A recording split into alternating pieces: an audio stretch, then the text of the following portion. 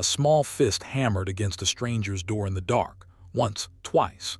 Then a whole storm of pounding, the kind a grown man makes when he's angry, but this was no grown man. The door swung open and there stood a boy, no shoes, no coat, dust caked to his ankles, a heavy saddle dragging behind him in both arms. He was crying so hard he could barely speak. "You fix saddles," he said. "Everybody says you fix saddles. I got money." He didn't have money. The man in the doorway could see that plain. His name was Amos Kettle, and in 40 years of mending leather he had never once turned a paying customer away, let alone a child. Something about this boy stopped him dead. He knelt down. What he found hidden inside that dead man's saddle would break him wide open. Stay with me on this one. Now you have to understand something about Amos Kettle before we go on. The man was built like a fence post that had learned to walk. Tall, dried out by 40 years of Texas sun, hands like old harness leather. He didn't say much. He drifted into Sweetwater about 6 months back with nothing but a mule, a bad knee, and a cattle dog named Biscuit who was mostly gray around the muzzle and slept more than he walked. Amos rented the back half of a burned-out livery on the edge of town and hung a plank over the door that said, in letters he'd burned in himself, SADDLES-MENDED. That was the whole of his business. That was the whole of his life. He worked at night mostly, because the day heat made the glue run and made his knee ache. So when that pounding came at his door well after sundown, he'd been sitting at his bench with a lantern and a broken cinch ring, and Biscuit had lifted his old head off the floor and given one soft woof, which for Biscuit was a great effort. Now the boy was standing in the light, and Amos got a good look at him. Couldn't have been more than 9, maybe 10 if you were generous. Skinny as a rail, with a shock of straw-colored hair that hadn't seen a comb or a mother's hand in some time. His eyes were red and swollen, and that saddle he was carrying was near as big as he was. "Coming out of the cold," Amos said. "Set that down before you drop it on your foot." The boy came in. He set the saddle down on the plank floor real careful, like it was made of eggshells, and then he stood next to it with one hand resting on the seat, like he couldn't quite bear to stop touching it. "What's your name, son?" "Eli," the boy said. "Eli Prout." "And where's your folks, Eli Prout? It's a late hour for a boy to be out alone." The boy's chin started to go, that little tremble a child gets right before the dam breaks. But he fought it. He fought it hard, and Amos respected that, because he'd known grown men who couldn't manage it. "My pa's dead," Eli said, "since spring, and this here's his saddle. And the stirrup leather's cracked all the way through, see, right here. And if it breaks then I can't never ride it, and I got to ride it when I'm big enough, so you got to fix it. You got to." Amos crouched down slow on account of the knee and looked at where the boy was pointing. And sure enough, the near side stirrup leather was cracked clean across, worn down to almost nothing, the way leather goes when it's been sweated through and dried out over years and years of hard use. It was an old saddle, a good one once, but old. The kind of saddle a working cowhand rode until the day he died. "Where you been staying, Eli?" The boy didn't answer that. He just looked at the floor. Now here's the thing. Amos had been in enough towns to know how they worked. He'd heard the talk down at the mercantile, though he hadn't paid it much mind at the time. Tom Prout, folks said. Cowhand worked the bar M spread out east. Threw a bad horse in April and it rolled on him, and that was that. Left a boy behind and not much else. The mother had died years before of a fever back when the boy was too small to remember, and the boy had been passed hand to hand ever since. A week here, a week there. Sleeping in the church, sleeping in the feed store, eating what folks could spare. Nobody's child, everybody's problem, and there was a wagon coming. Amos knew that too. The county sent a man around twice a year to gather up the orphans nobody claimed and haul them off to the home 3 days' ride to the east. That wagon was due in Sweetwater within the week. Amos had heard the storekeeper's wife say it plain. Somebody ought to put that Prout boy on it. It ain't Christian, him living like a stray dog. Amos looked at the boy. He looked at the saddle. And he understood all at once that this cracked stirrup leather was not really about a stirrup leather at all. This was a boy holding onto the last thing in the world that had been his father's. This was a boy who decided, in whatever way a 9-year-old decides things, that if he could just keep this saddle whole and ready, then someday he'd grow into it, and it would still be there, and some part of his pa would still be waiting for him. "I'll fix it," Amos said. The boy's whole body sagged with relief. "How much?" "We'll settle up after." "You hungry?" Eli didn't say yes, but the way he looked at the loaf of bread on the shelf said it for him, and Amos cut him a thick slice and spread it with lard and set it in his hands, and the boy ate it in about 4 bites like he was afraid it might be taken back. Biscuit came over and put his gray head on the boy's knee, and Eli, without even seeming to notice he was doing it, laid one hand on the old dog's ears and scratched them soft. And Amos, watching that, felt something turn over in his chest that he hadn't felt in a long, long time. He set the boy up with a blanket in the corner, told him he could sleep there tonight, and in the morning they'd see about the rest. The boy was asleep before the lantern had even settled, and Amos Kettle pulled that old saddle up onto his workbench and turned up the wick and set to work.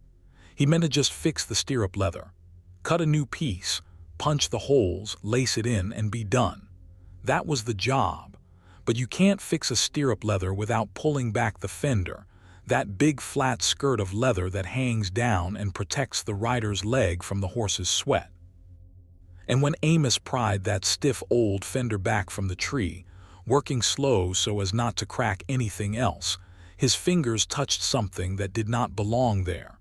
Something tucked up under the lining. Down deep, where the sweat leather met the bars of the tree, in a little pocket that no rider would ever feel and no buyer would ever check. Something a man had hidden on purpose. Amos went still. He worked it loose with 2 fingers, gentle as he could, and out came a small flat bundle wrapped in a scrap of oilcloth gone dark with age and horse sweat. It had been there a good while. He could tell by the way the leather had molded itself around the shape of it. He set it on the bench under the lantern and unwrapped it. Inside was a letter, folded small, folded tight, the paper soft as cloth from being handled. And inside the fold of the letter, wrapped again in a twist of paper, was a ring.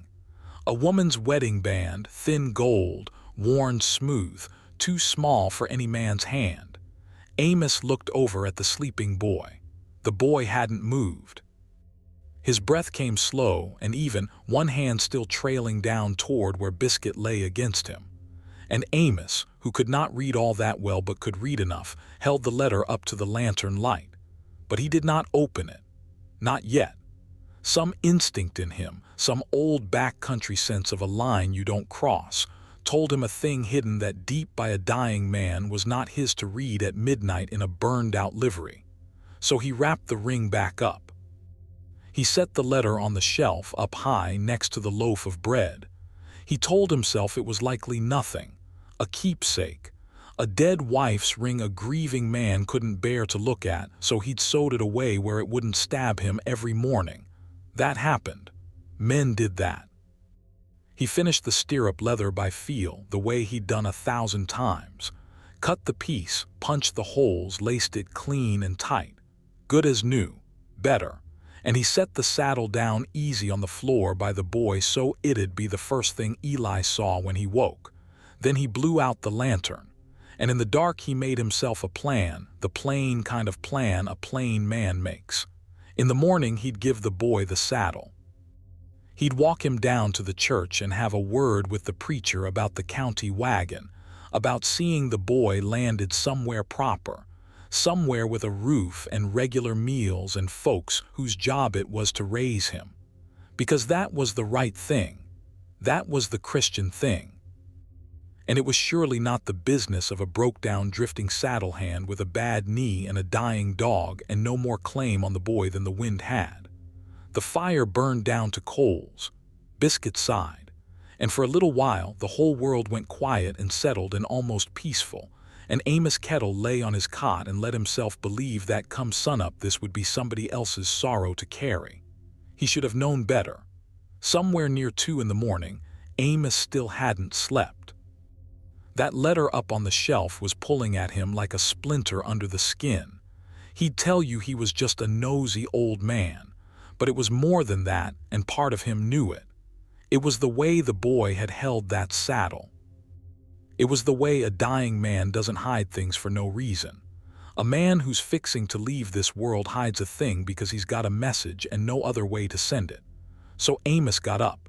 He struck a match, lit the lantern low, and took the letter down off the shelf. And this time he opened it. The hand was rough.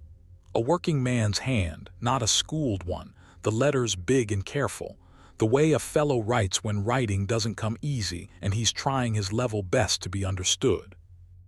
And Amos held it close and moved his lips and read it slow. To whoever mends this saddle, it began. Amos stopped. His skin went cold all down his arms, because that letter was not written to the boy. It was not written to a wife or a friend or the Lord above. It was written to a stranger, to the man who someday somehow would pull back this fender and find these words. It was written to him. He read on. My name is Tom Prout, and if you are reading this, then I expect I am gone, and my boy Eli has brought this saddle to you to be fixed. The doctor in Abilene says my heart is bad and I have not got long, a year maybe less, though I have not told the boy, for I cannot bear to. He is 9 years old, and he is the finest thing I ever did in this life. I have got to tell you something, and I am ashamed I could not tell it to his face. Eli is not my blood. His mother and father died on the trail out of Missouri, cholera, both in the same week, and there was a wagon full of orphans and no one to take the littlest one, and something in me could not leave him, so I took him. He was 2 years old. He does not know. I never told him, because from the first night I held him he was mine in every way that ever mattered, and I could not see the sense in making a child feel like a stray when God had gone and made him a son. Amos set the letter down. His hand was shaking. He looked over at the boy asleep on the floor, at the straw-colored hair, and then back at the page. I am not writing to burden you with him. I know he is a stranger's child to you. But I have got no people left and no money and nothing to give him but this. So I am asking one thing. There is a ring in here that was his mother's, his true mother's, the one thing that came off that wagon with him. Keep it safe. And when the boy is grown, tell him the truth. Tell him he was not left behind. Tell him he was chosen. Tell him a man saw him in a wagon full of children nobody wanted and picked him out and called him son, and never once, not for one single day, was sorry. A boy can carry near anything in this world if he knows that. So please, Mr. Whoever you are, tell him. Tom Prout. Amos Kettle sat in that lantern light and did something he had not done since they buried his own wife 11 years back. He wept, silent so as not to wake the boy. A hard old man with his face in his hands, crying over a letter from a dead cowhand he'd never met, about a child that wasn't either of theirs. And I want to stop right here for just a second, because if this story's got its hooks in you the way it's got its hooks in me, do me a kindness and hit that subscribe button. Stories like this one, the true-hearted ones about ordinary folks doing right by each other, they get buried under all the noise. Subscribing is how you dig them back up. That's all I'll ask. Now let's get back to Amos, because his night was about to get a whole lot harder. Because right about then, as Amos was folding that letter back up with shaking hands, a fist pounded on the door. Not a boy's fist this time. A man's. Amos wiped his face quick and opened it. Standing there in the cold, holding a lantern of his own, was a heavy-set fellow in a good coat with a ledger book under his arm and a tin star that wasn't quite a sheriff's star pinned to his chest. County man. Amos knew the type before the fellow opened his mouth. "Heard the Prout boy come this way," the man said. He didn't ask to come in. He just looked past Amos into the room and his eyes landed on the sleeping child. "Name's Harlan Meach, county agent. I'm gathering the orphan children for the Eastern home. Wagon leaves at first light and that boy's on my list. Been on my list since spring. He's coming with me." "He's asleep," Amos said. "Then wake him. It's the dead of night. And I got 11 children to load and a 3-day drive, and I aim to be gone before that sun's full up." Meach tapped his ledger. "It's all legal, mister. Boy's got no kin, no property, no means. The county's got a duty to him, and I'm the county. Now I can do this friendly or I can come back with the marshal, but either way that child rides east in the morning." And here's where the whole thing changed its shape, right there in that doorway. Because up until that moment, Amos Kettle's problem had been a simple one. Fix a saddle, feed a boy, hand him off to the proper folks and drift on. That was the story. That was the size of it.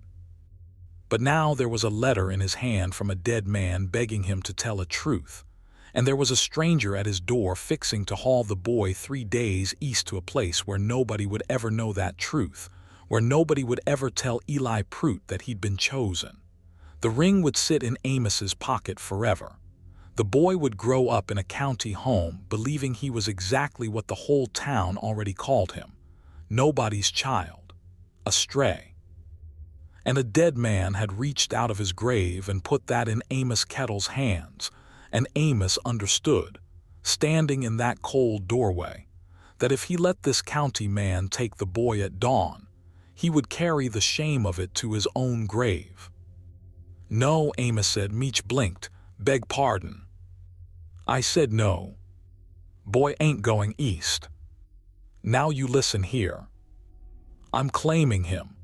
The words came out of Amos before he'd rightly decided to say them, but the second they were out he knew they were true, truer than anything he'd said in years. "I'm taking him. He's got kin now. He's got me." Meach laughed, an ugly little sound. You ain't kin, you're some drifter fixes saddles. I got papers, mister, you got nothing." "I got this." Amos held up the letter. His hand had stopped shaking. Letter from the boy's father, written before he died, naming who's to have the boy and raise him. That was not quite what the letter said, but it was near enough to the spirit of it, and Amos figured Tom Prout would forgive him the stretch. Meach's eyes narrowed. He wanted to see it. Amos could tell he wanted to snatch it out of his hand. But there was something in the old saddle hand's face just then, something gone flat and cold and altogether without give. And Biscuit had risen up off the floor and put himself between the boy and the door. And even a fat county man with a tin star knew there were doors you didn't push through. "We'll settle this in the morning," Meach said finally, "with the marshal, and a judge if it comes to it. You'd best have more than a scrap of paper, old man." And he turned and stumped off into the dark. Amos shut the door, and when he turned around, the boy was awake. Eli was sitting up in his blanket, and his eyes were on the letter in Amos's hand, and his face had gone white as milk, because a child knows. A child always knows when the grown-ups are talking about him in the dark. He'd heard enough. The orphan wagon, the Eastern home, his name on a list. "You gonna send me off?" Eli said. It wasn't a question. His voice had gone flat and old, the voice of a boy who'd already been passed hand to hand so many times he'd stopped expecting anything else. "It's all right. Everybody does, just..." And here the dam finally broke and the tears came and his small shoulders shook. "Just fix Pa's saddle first, so it's ready. For when I'm big, please, that's all I want." And Amos Kettle stood there holding the hardest words a hard man ever had to speak. He could have lied. He could have waited. The letter said tell him when he's grown, and the boy was 9, and easier by far to just tuck that ring away and let the truth wait 10 years the way Tom Prout had wanted. That would have been the safe road. But there was a county wagon leaving at dawn. And there was a chance, a real one, that come morning a judge would side with the papers and not the drifter, and the boy would be gone east and Amos would never lay eyes on him again. And if that happened, Eli Prout would go through his whole life never knowing. The one thing his pa had died wanting him to know: some truths can't wait for the right time. Sometimes the right time is the only time you've got. So Amos crossed the room slow on his bad knee, and he sat down on the floor next to the boy, which he had not done, sat on a floor like that in more years than he could count. And he took a breath. "Eli," he said, "I got to tell you something, and it's going to be hard to hear, but I need you to listen to the whole of it before you say anything. Can you do that?" The boy went still. He nodded. "I fixed your pa's saddle," Amos said. "It's done, good as new right there. But when I pried it open, I found something your pa hid inside it. Hid it real deep, real careful, a long time ago. He hid a letter." Amos held it up. "And he hid this." He opened his hand. The little gold ring sat in his palm, catching the lantern light. "That was your mother's," Amos said. "Your real mother's." Eli stared at it. My ma died when I was little. I don't hardly remember her." "I know, son. Now here's the hard part, and I need you to hear all of it." Amos's voice was rough, and he had to stop and start again. "The man who raised you, Tom Prout, your pa, he wasn't your blood father, Eli. Your real folks, they died on the trail when you were just a baby, 2 years old, out of Missouri. There was a whole wagon of children left with nobody. And your pa, Tom, he came along and he looked at that whole wagon full of children." Amos's throat closed up and he pushed the words through anyway. "And he saw you. And out of every child there, he picked you. He carried you out. He called you son.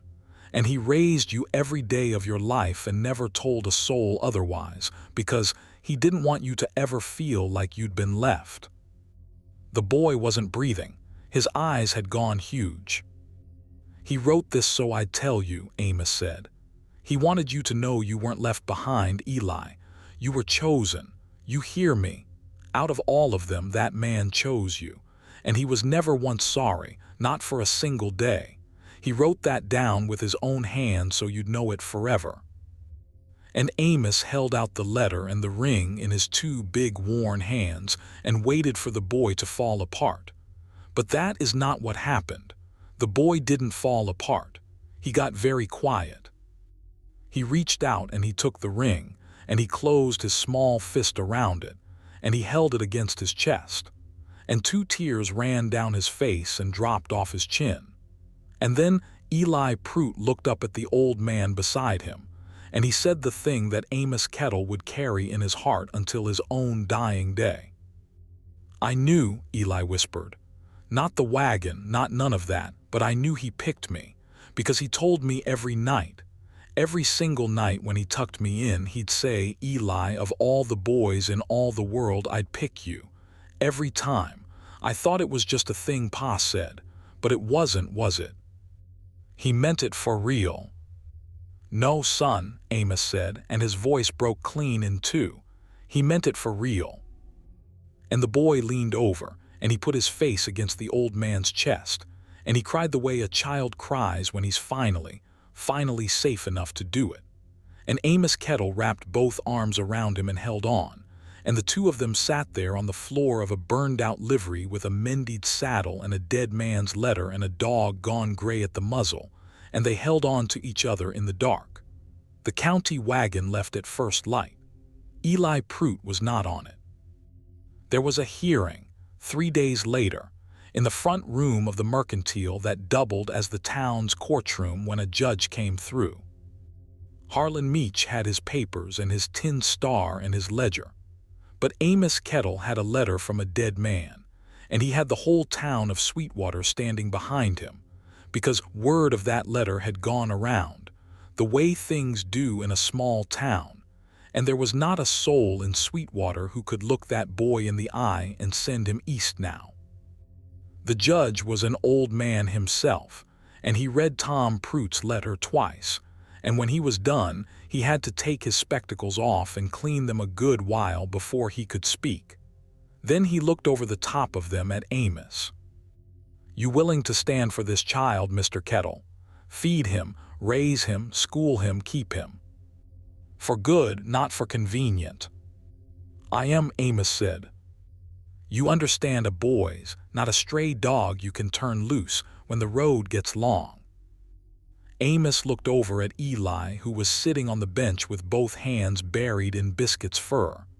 "I understand it, Your Honor.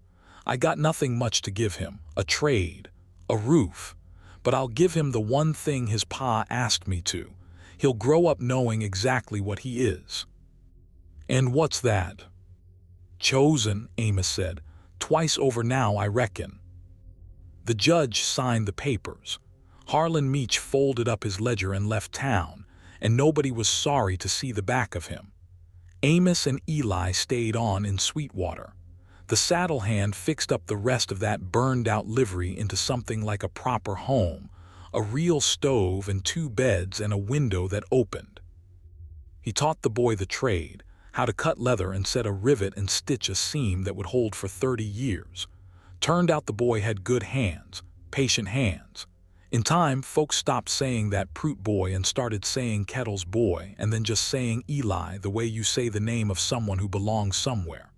They kept the ring in a little cedar box on the shelf, and they kept Tom Pruitt's saddle, mended stirrup and all, hung up on the wall where they both could see it. Eli never did ride it. By the time he was big enough, he understood it was never really meant for riding. It was meant for carrying something across from one life to the next, and it had done its job, and now it could rest. Old Biscuit passed on that winter, quiet in his sleep by the stove, and they buried him out back, and the boy cried, and the old man let him and didn't tell him to stop. Amos Kettle lived another 11 years, long enough to see Eli grown, long enough to walk him to his own wedding, where the boy, a young man now with steady eyes and steady hands, slipped his real mother's thin gold ring onto the finger of the girl he loved.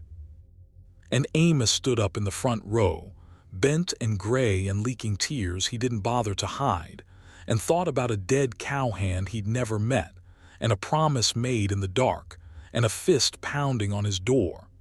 Because it all came back to that first night. A boy, no shoes, dust to his ankles, dragging a saddle too big for him through the cold, begging a stranger to mend the one thing he had left. He'd been trying to save a piece of leather. He didn't know he was carrying a letter that would give him back his whole life. He didn't know the man who opened that door would be the one his pa had been reaching for all along. Funny thing, how a boy goes looking to fix a saddle and mends a broken old man instead. Funny thing what you find when you finally pry back the part of a thing that's been hurting the longest and look underneath. The words a dead father couldn't say, a ring a mother left behind, and a boy out of all the boys in all the world who was never once left behind at all. He was chosen, and in the end so was Amos.